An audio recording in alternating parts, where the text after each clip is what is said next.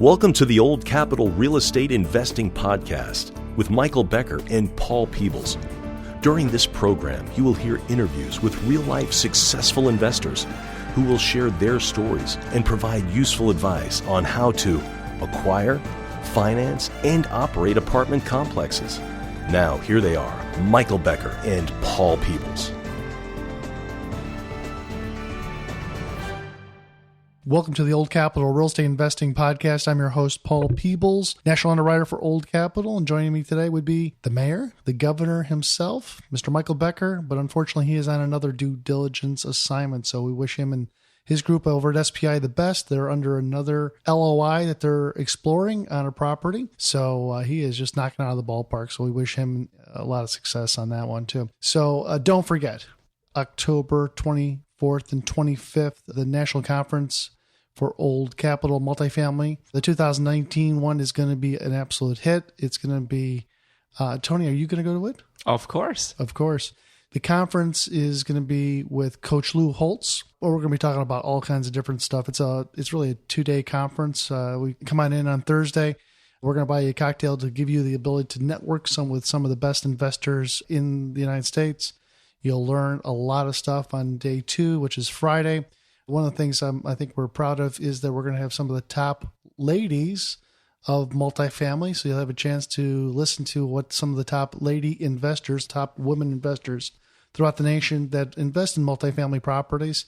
They're going to talk a little bit about their story, how they did it, and how to come on into multifamily if you are thinking about getting into multifamily as a woman, which is a great opportunity to do it at this period of time. So we'll talk to them and get a little bit more information about what's important.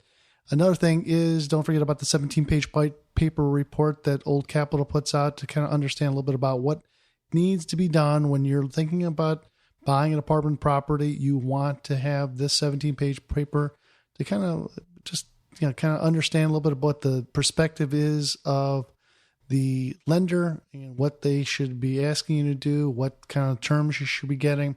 So this is a great white paper report. Please download that under the oldcapitalpodcast.com website.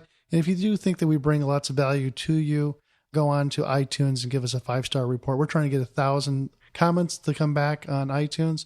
We certainly would appreciate yours if you think we bring value to the multifamily investing arena. So in today's podcast, we have a friend of ours that we've known for a long period of time. He tells an interesting story because, when we do talk with a lot of investors, they kind of talk a little bit about, I bought this, and I bought that, I bought this, I bought that. And they usually have, 500 to 1,000 to maybe 2,000 units. And today we're going to do a deeper dive on a gentleman that has a full-time job, but he's a full-time multifamily investor. We're kind of trying to understand a little bit about how he does both and how, if he could do it, can you do it? So that's going to be kind of the question to Tony Lin. So Tony Lin is in the podcast today. Tony, thanks for joining us. We appreciate you coming in and joining us in the podcast. Thank you, Paul. It's great to be here. So tell me a little bit, you live in the Bay Area, but you invest in Texas. How the heck did that happen? And tell me a little bit about your background. Sure. So, I've been a Bay Area native all my life, and I've actually been investing in China when I was first starting out. So China did extremely well, but the political environment has always been super volatile. And me being more of a conservative kind of investor, I pulled my money back and started to looking for new ways to invest in California. So I have a partner, her name is Helen Lin. And together we started looking into Texas on investing in single families opportunities. So on the trip here, she had a chance to meet up with a friend that she met through the mentorship program, and they are Ken and Win Yuan. So, on that trip, we happened to drop by and had a chance to have dinner with them. And, that's when we learned all about the multifamily and the benefits of this investment. So from that point on, I got super excited about this. I'm a numbers guy. I do software during the day. So I dived into the numbers. It checks out. The numbers look great. So I started going to a number of meetups around the Bay Area to kind of look at the different investment options. So, in the Bay Area, there's people doing flips, Airbnb, even marijuana, right? Like being California. So, but in the end, it was easy to see the benefits of multifamily. So, yeah. So again, you learned a lot of your information about multifamily from where? I mean, how did you get comfortable about investing in multifamily? Did somebody mentor you? Did you go to education classes? Did you have sponsors that kind of spend time with you? Tell me a little bit about how you got a comfort level. Yeah, so I started out by going to some of the mentorship programs, not as a full-fledged members, but I went through a lot of their weekend classes to get started.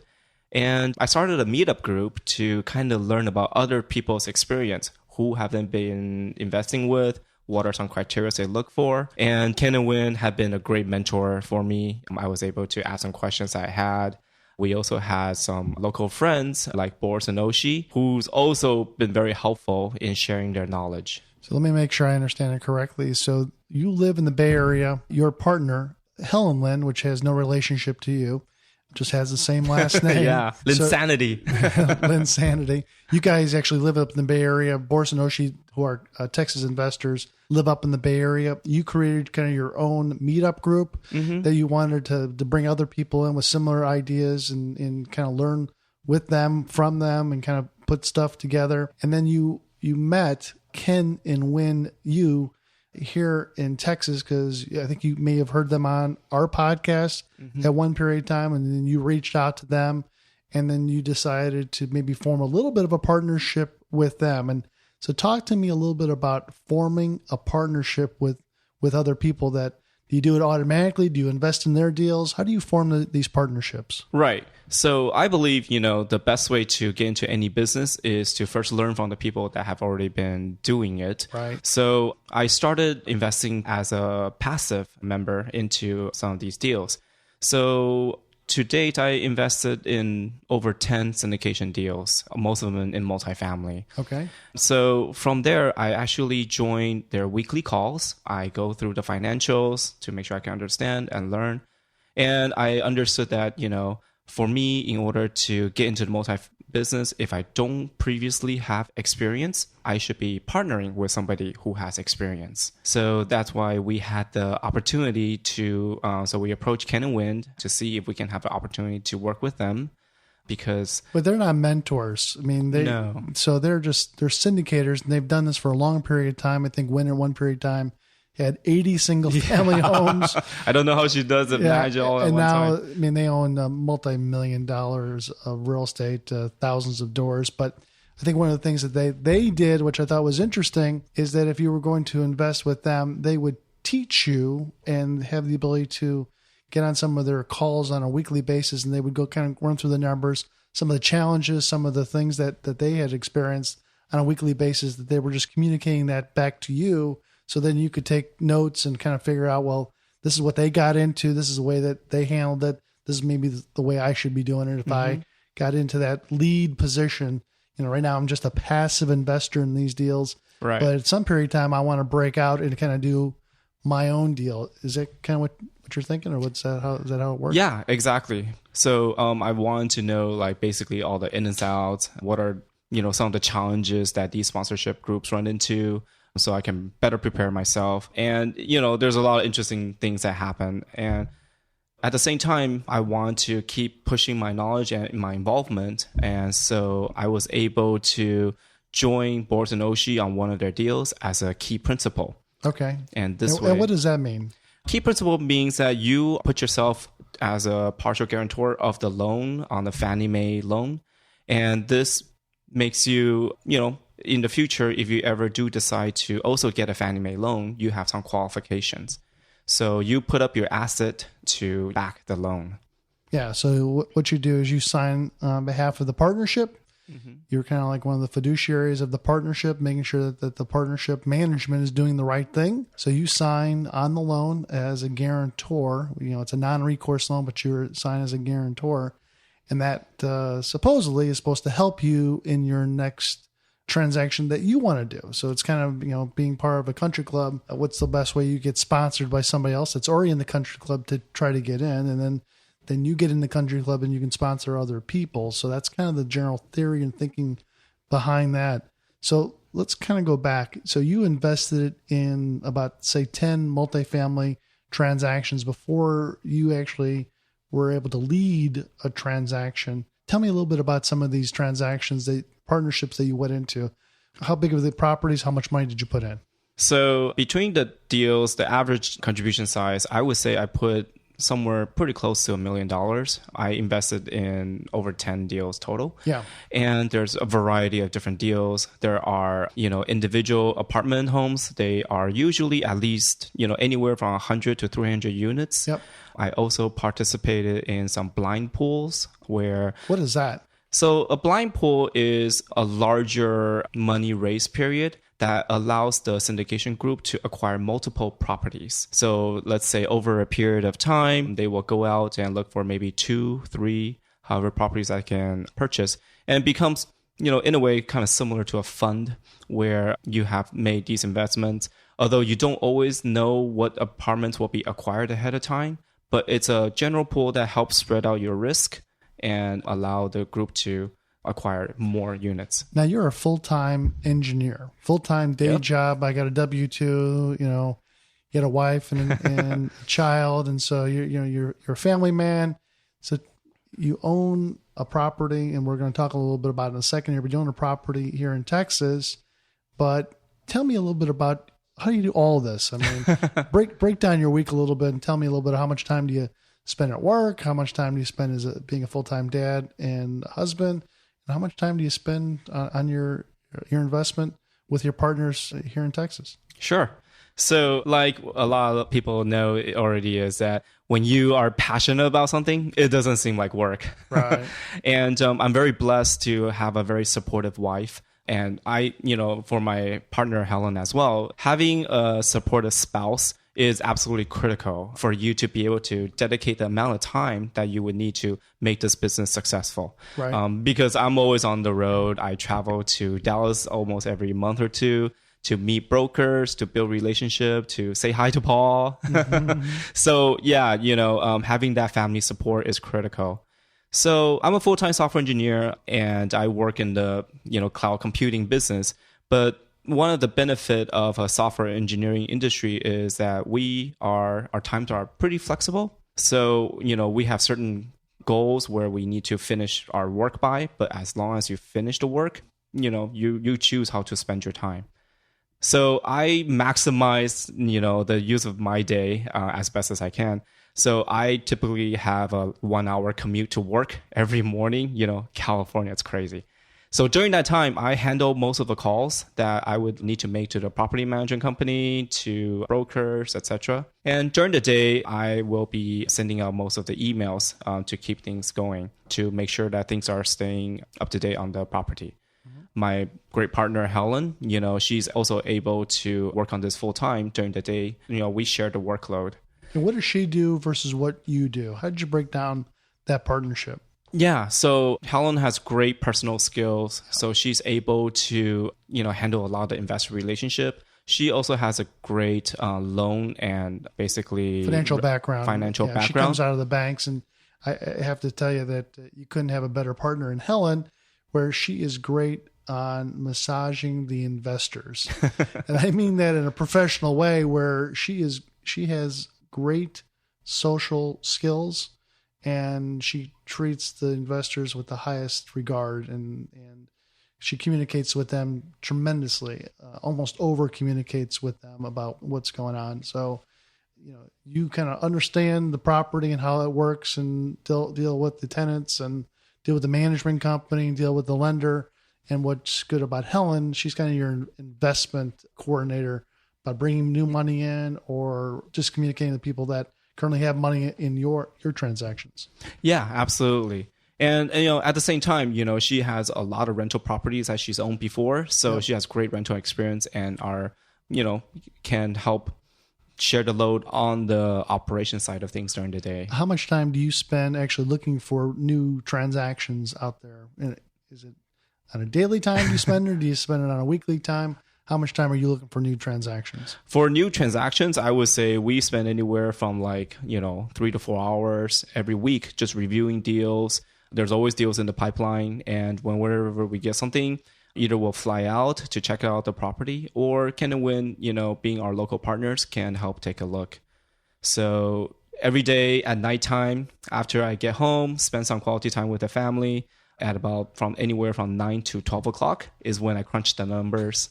Do you analyze the deals, or does Helen look at the deals?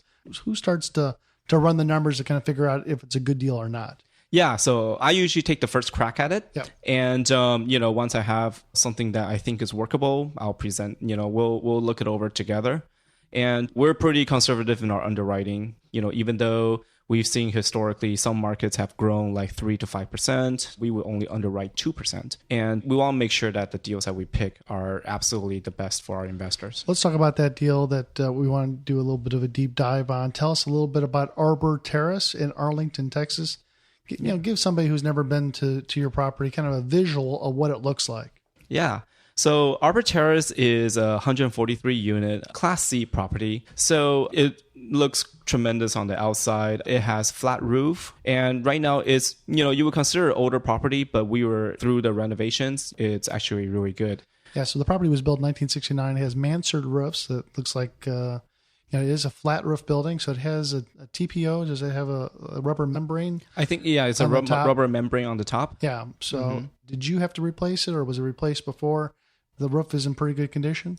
The roof was in excellent condition. So we had people who came out to inspect it, and they don't see any issues with it. It's probably good for another, 3 to 5 years, no problem. And over the past year, haven't had any leaks. So. Good. All right, let's go back. 143 doors, built 1969. I would probably classify it as probably a C plus B minus property. It's on a fairly busy street in the middle of Arlington, Texas, which probably has about 400,000 people in that, say, submarket of between Dallas and Fort Worth. It's fairly close in the shadow of Texas Stadium, where the Dallas Cowboys AT&T Stadium play. So it's a pretty visual property that you probably have maybe 100,000 people that maybe drive by that property every couple of days. So it has good window appeal when you drive by it. So people don't have to look for it that much when they're driving by. So it does stand out as a good property. When did you buy it? So we bought it during the summer of 2018. Okay, so about a year ago. Yeah. Okay. And you bought the property, and then how much rehab dollars did you have to put into the deal? So because the property was in pretty good condition, we were planning to put in about $500,000. Okay. And I would say a good portion of it is we were building new patios on the first floor units. We concentrated on, the ones facing the high traffic Pioneer Road, and also on the Arkansas Road side, where it's very visible, and it turned out great. So what are patios? What do you mean by that? So in front of the first floor units, there's some grassy area in the front. So what we do is we put a little square box in front of it. A little extended patio that goes out a bit farther typically than what just the concrete slab would be. Right. So it gives a person a sense of a backyard. Yes, on the property. You could keep maybe a dog in the back there, or they can go out to the bathroom, I guess, if they had to. Just open up the screen door, let the dog go in the backyard there. And do you guys charge for that, having that large of an amenity to the property? And how are the tenants liking that? Yeah, the tenants love it because it's kind of like their own personal space. They do some gardening in there. They put lawn chairs and they get to enjoy. And it wasn't that much to build them. How much was it? It was about $800. $800 in wood and labor to the deal. And how much more do you get in rent, do you think? So we're able to charge $50 extra per month for that. Wow. That's a pretty good return on your money on something like that. Yeah, you will be able to get your money back in about a year and a half. Yeah, and, that's pretty good. So you put about $500,000 into the property. The property was in pretty good condition. Tell me a little bit who your tenants are. What do they kind of do for a living in and around the property? Mm-hmm. Our tenant base is mostly in that area is mostly Hispanic, maybe with some Caucasian and African mix, but we strive for a good mix, of family. And, with the size of the units that we have there's a lot of kids that play there. And so it's really great. Yeah. So out of the 143 doors, you have 7 efficiencies, 58 one bedrooms, 78 two bedrooms, which is, one bedroom's about 40%, 2 bedrooms about 55%. or 56%. So it's kind of a good mixture Right. between the 1 bedrooms and the 2 bedrooms. So we kind of like that. The 2 bedrooms, of course, are good for family members for, keeping the tenants in the property for as long as possible because the kids go to school. They get to develop relationships with the other family members around the complex. And you guys have a playground. You guys also have a pool. So you start to build relationships, and we want to keep those tenants in the property for as long as possible. Was this a large value added property, or just was a stabilized property for your investors? So this is what we would classify as a hybrid deal. Okay. It had a great cash flow initially already with a lot of room for continued improvements. So we were able to start upgrading the units to granite. Wow. Okay. And also black appliances. So the good thing about the granite is we were able to source the granite for only $99 a slab. And our team can actually put it in about a day or two. So for just a granite slab and just a black appliance, it's not that much work compared to a typical turn. And we're able to charge another $50 to $70 on top of that. Tell me a little bit about the investors that put money into this transaction. How many investors did you guys have? So we had about 38 total. So 38 investors, and did they want to see monthly or quarterly rate of return on their money, or were they looking for a kind of a large value add? Because that's not what this was, right? This was not a large value add property, that they were not getting a return on the money. And at the end that they would get a large capital gain, but they were looking for, what were they looking for? Yeah, so we have a large investor base in California, and then we did a recent survey, and a lot of them are interested in a good cash flow to start. To them, that's kind of like a buffer and something to supplement the normal income.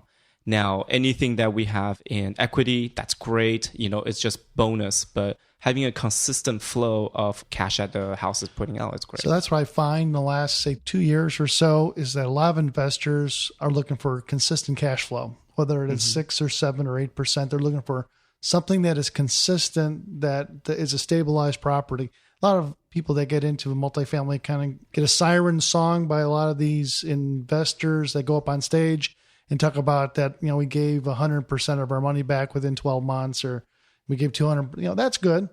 But a lot of people, whether they're software engineers or they're old timers that want to invest with you, they're looking for a cash on cash return because they're not getting it in whether it's the stock market, they're getting a rate of return, but people live on cash flow. Right. And they want to have some way of putting cash into their checking account so they can pay for, insurance and pay for their car and pay for food and pay for travel. So they need cash flow. And so what you're doing with this one is you're giving people an opportunity to get cash flow and not just put the pie in the sky that, hopefully within a year or 2 or 3, we'll give you 100% return your money, or 50% or 40%, 10% return your money. You're giving to their money right now. And so your investors are happy about the cash flow, I'm going to imagine. Yeah, they love it. We already started distributing, and it looks to be improving from here. How do you communicate with your investors? Is that a weekly, monthly? Do you kind of do the same thing like, say, Ken and Win do? Is that you do a kind of a weekly call, or how do you work with your investors? We have at least a monthly newsletter that we send out. In addition, we get a lot of pictures from our management team that sends us progress of how the renovations are going. And we have a WeChat group, which is like a WhatsApp messaging app. And we regularly send update, anything that happens to the market, So we send them pictures. We share about the progress on the, that's almost like every few days. How did you find, you had some experience. You had signed as a KP in somebody else's deal, but did you have to find a KP yourself, or how did you guys structure the managing member group when you guys were putting this deal together?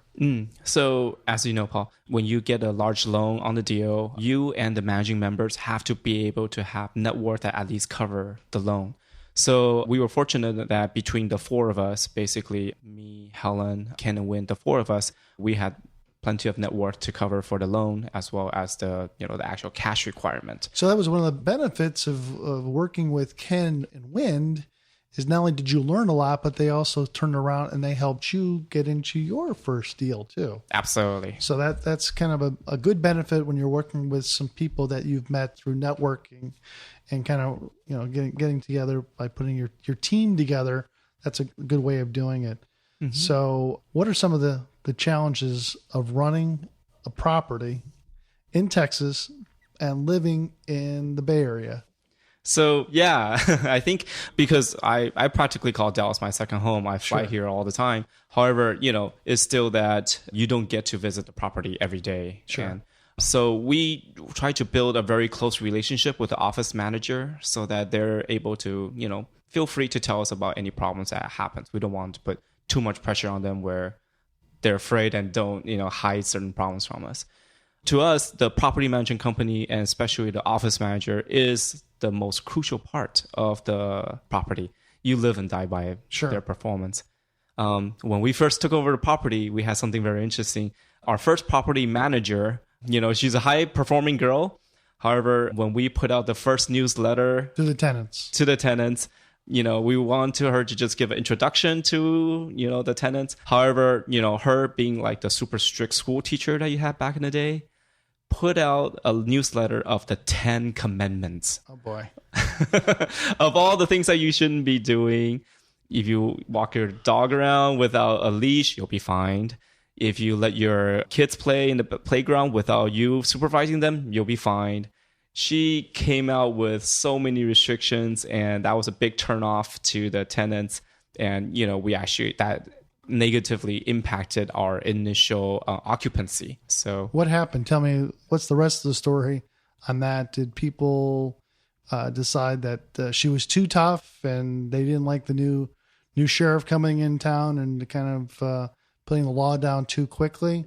Yeah, that's right. We found that a lot of people did not renew because some people just, straight up and, less on comments and saying that, oh, this is like too extreme. They towed my car, I had to go work the next day, not enough warning, which was very well intentioned, but it takes a little bit of time to start working these things into the tenants, right? So you can't lay down the law when you first take over a property with the tenant base. I mean, you got to make sure they all pay on time. Right. But you got to gradually build their confidence that you have their best intentions at heart and you're trying to build a community.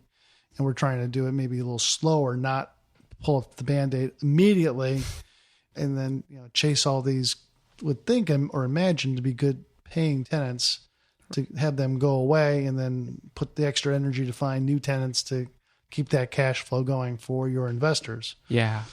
So we very quickly decided within a month and a half that we had to have a new office manager. Yeah. So we replaced, and the new team was a lot more friendly. So to us, having a good tenant community is very important. So we started doing a lot of parties, tenant events to build relationships, and that improved a lot. So when you say parties, what was parties? And did you pay for the parties? Yeah. So it's basically like Halloween. We would throw together, a face painting party. We would provide some supplies and some food and drinks. They don't cost very much, only about $200, Yeah.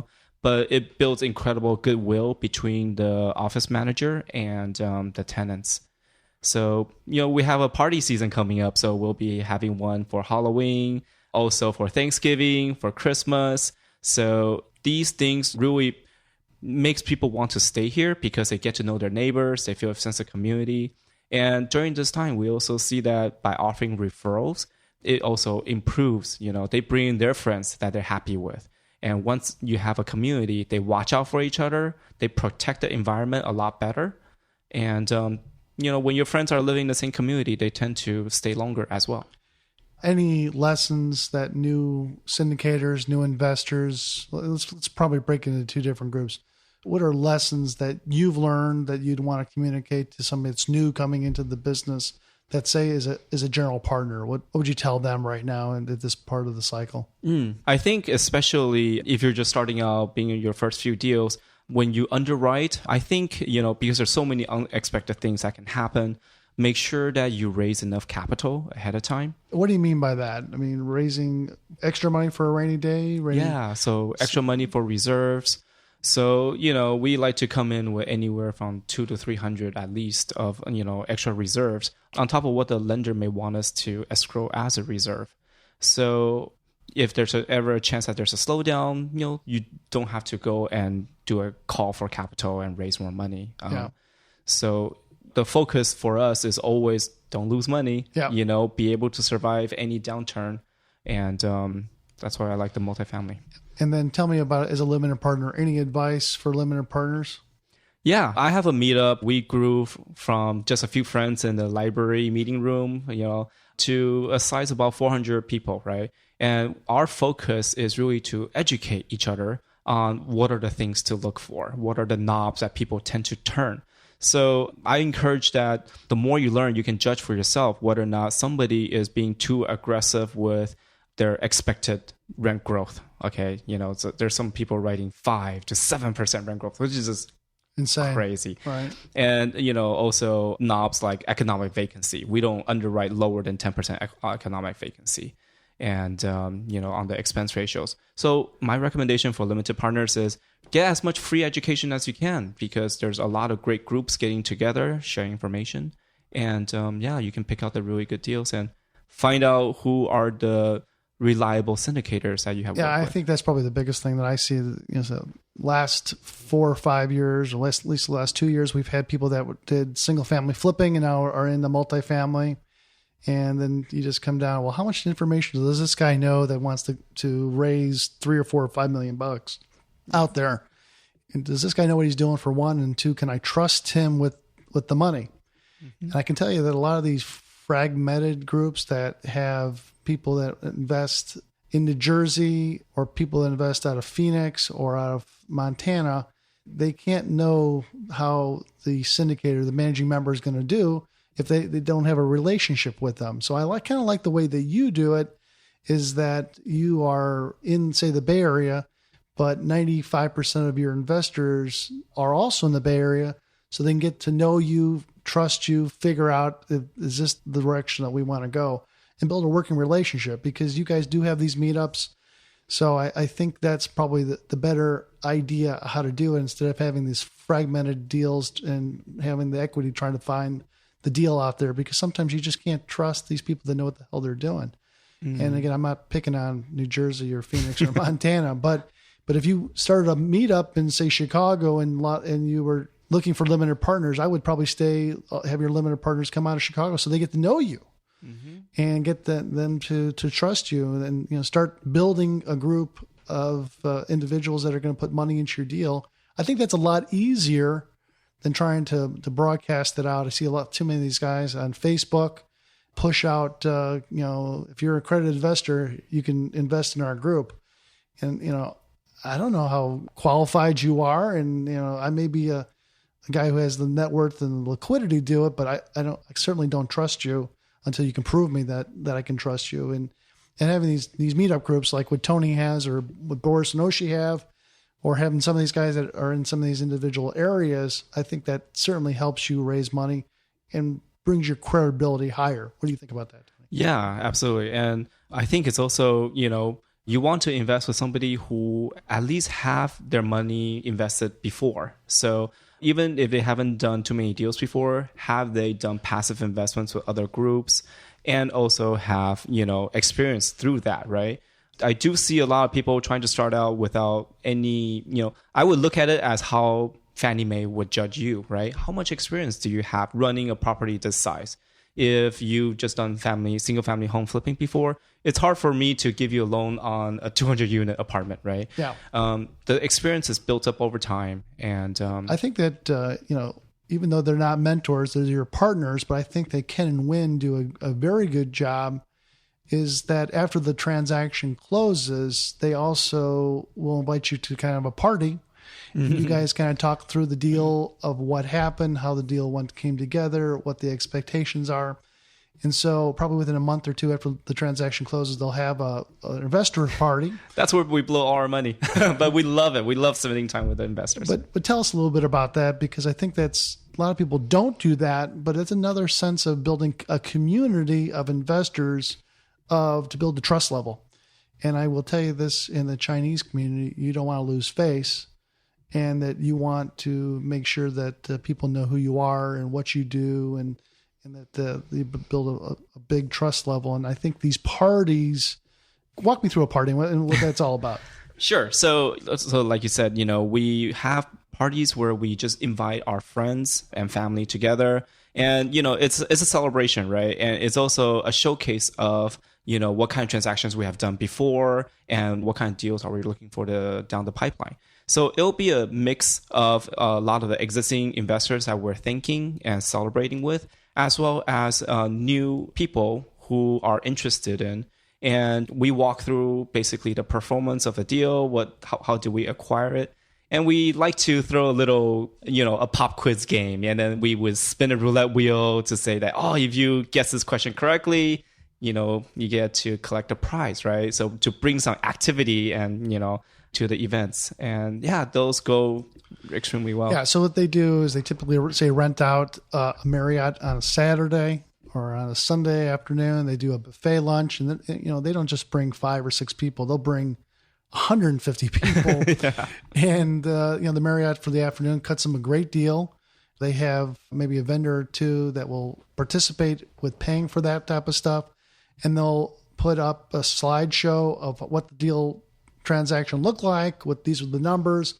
This is what our expected deal. So not only are you selling the deal on the front side before you close and making sure everybody has a comfort level, but you're reselling the deal after the transaction's closed. Because if someone put $100,000 in to the deal, I mean, they're taking a leap of faith that you knew what the hell you're talking about. Mm-hmm. But just having the second point of contact, and if you're having these parties in an area that you've raised a lot of your investors' money from, and these investors actually physically live in, say, the Bay Area, it's easy for them to get to, and they can invite other friends to do it.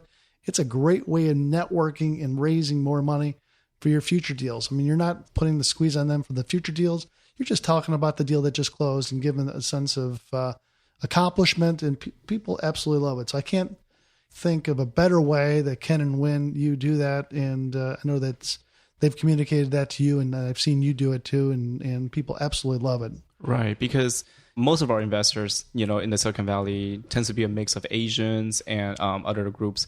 And they typically are hesitant to trust people. Yes. But once you earn their trust, it's a long-lasting one. Right. So we're very fortunate to have a lot of people to put the faith in our performance, and we want to keep building on that relationship. Well, talking about faith and trust and things like that, the management company, as you said, is one of the pillars that you have to lean upon, because you are in California, the property's in Texas, so you have to lean upon the management company. What kind of things, coaching, would you tell a potential person that doesn't live in the same area that the property is? What are things that you would tell them to watch out for management companies?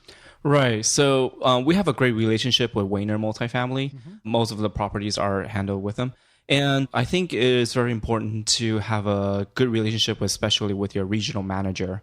And you do have to, even though they do extremely good job watching your property, making sure the collections and everything are going well, you still have to stay on top of all the reports that come out. Look at the numbers, because being a large organization, they're not able to catch every little thing. Sure. So by you supplementing them and watching out for some of the charges, there's a lot of things that you can catch. And probably that's my follow-up question. What gets a property management company fired in your eyes? Is it double billing? Is it not paying attention to tenants' requests for work orders?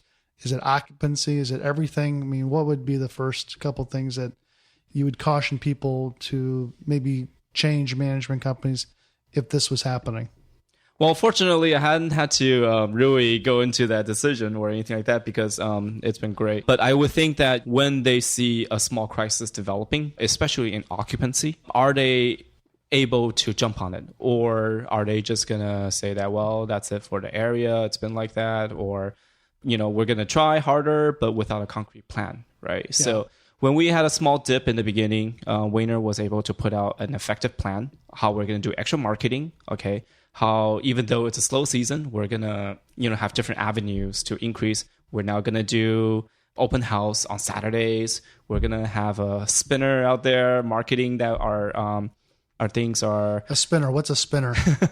It's like the people that you see on the side of the street. They have a sign that they do acrobatics with. They throw up in the air. So strangely, we actually found that, more effective than we thought. Very effective, isn't it? It's very funny. It's counterintuitive, but those things usually probably work the best. Yeah. Is that the guy on the Saturday or Sunday that's spinning that sign with the arrow on it and pointing to have people who drive by in traffic because you guys do have some good traffic flow on Exactly. that, in front of that property. So that spinner, I'm sure, earned his money standing out there in the hot summer heat. Yeah, definitely.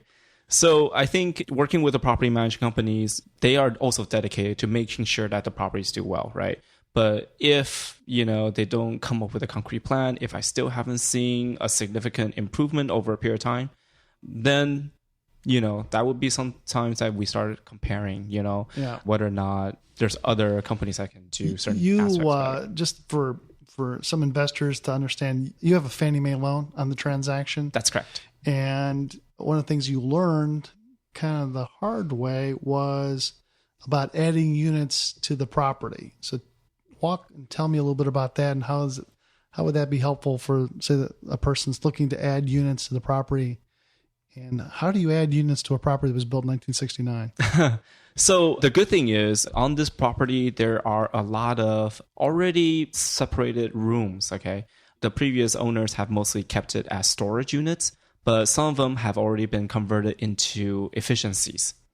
So when we acquired the property, we also saw the opportunity to convert the 3 remaining storage units into efficiencies.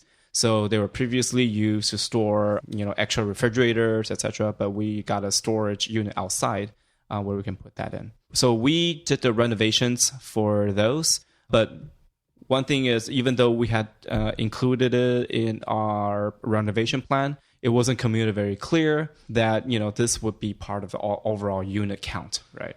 Because you were going to take it from 143 to 146. Mm-hmm. Okay. So the good thing is, now we're working with the city and we got approval for our certificate of occupancy. And once we have the certificate of occupancy, we will be able to go back to the lender to approve such a transaction. Yeah. So here's the behind the scenes curtain. So if you have 143 doors and you want to add, say, one door additional to it, you want to convert a storage, you want to build an extra unit, whatever you want to do that changes the number of the units in the property, that has a big impact on Fannie Mae or Freddie Mac on some of these agency loans. They don't want to have that done unless you get permission to do it, and that's the big thing. Permission may cost you maybe $4,000, $5,000, $6,000 to get permission because the loan is already closed based on 143, and to add that, it takes kind of an act of God. There's some legal work that needs to be done to have that submitted into the group who actually bought your loan with Fannie and Freddie. And so you have to get permission from them to even be able to add an extra 1 door or 2 doors or 3 doors. So it's not one of those deals where you can do it and ask for forgiveness. You have to ask permission up front. And then get the certificate of occupancy and then do the work after it. Then you can start adding those tenants onto the property. So that's just an FYI. And so Tony's done it the right way. So he's just about to get a certificate of occupancy, and they'll start construction on those units and then kind of take it from there and have it work out for him to get additional income. So these are just vacant storage facilities that they were already plumbed out and ready to go for it, but nobody ever pulled the trigger to add the additional 3 doors. And that's kind of Tony thinking outside the box, kind of using his checklist mentality of how to make more money. Just take these rooms and convert it. So great idea, Tony. Yeah, it's going to work out great. So I think we'll wrap this up. Any additional things that you would want to have people know a little bit if they're thinking about getting into multifamily, if they're whether it's a passive investor or a syndicator? What are some of maybe a couple of your takeaways, if you have any? Yeah, so I think once again, it's best to get as much knowledge as you can. Go to meetups and just see how it's done by other people, and talk to people who have experience and invest in different groups to see what is the difference between them, what makes one group better than the other, right? And from these meetups, you can tell how a certain operator works and whether or not their way could be too aggressive for your taste, or it's conservative enough for you. So I have a meetup in the Bay Area in Santa Clara. Tell us a little bit more about that, because I think we've been out there, we've presented to your group out there, and there's 60, 70 people that show up for that. That's always a good group to be part of. And it's great conversations of networking before. Then they usually bring in somebody to talk a little bit about a specific topic. And then they end with a little bit more networking, and they send everybody home by probably about 9 o'clock-ish or 9:30 or so. So tell us a little bit about when your next meetup is, where it's located at? Is there a web page to go to? Is it under Eventbrite? How do people get a hold of you? Sure. You can find us on the meetup.com. The group name is Silicon Valley Multifamily Investor Club. And so we have a lot of meetups during the year. So it's a mix of a speaker series where we bring in the lender experience. We also bring in brokers who talk about potential deals. We also bring in people who talk about how to use your retirement funds to invest in multifamily. We've had about like 5 or 6 different speakers come out. In addition, I also do a lot of speaking from my experience. How do these deals work? What does the numbers look like? What do they mean? And what are some of the pitfalls to watch out for?